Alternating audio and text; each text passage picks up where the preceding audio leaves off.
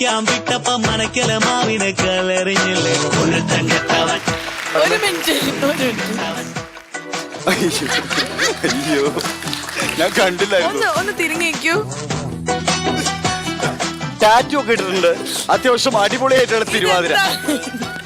പഴയ കാലത്തിലെ ആന്റിമാരി അത് കണ്ടപ്പോ